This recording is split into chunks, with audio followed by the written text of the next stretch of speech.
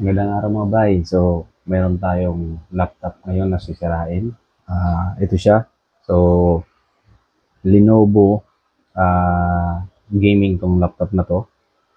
So, yung model niya is, yan. So, bubuksan natin kasi i-upgrade natin yung RAM.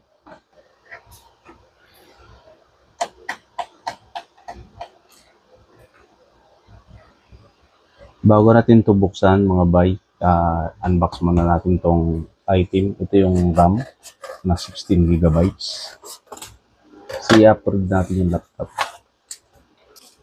Bali, ito yung RAM na yun. Yan talaga yung nakalagay sa kanya. Kaya, pati yung brand, yun na din ang pinili natin. So, ito siya. Gamitan natin ng ganito. Yung dito. Para mabaktas.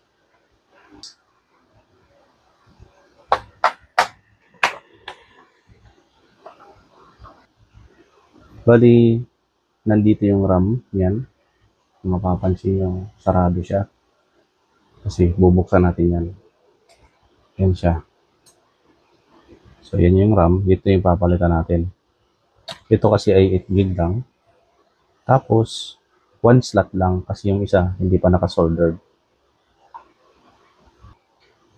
Tapos, ito yung luma niya, 8 gig RAM. Ito naman ay 16 gig. Ito yung bago na. 16 siya.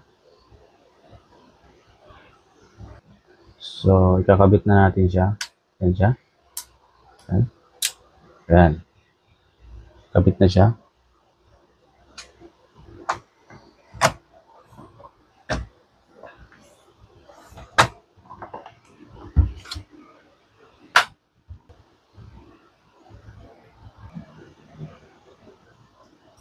So, yan na yung RAM niya.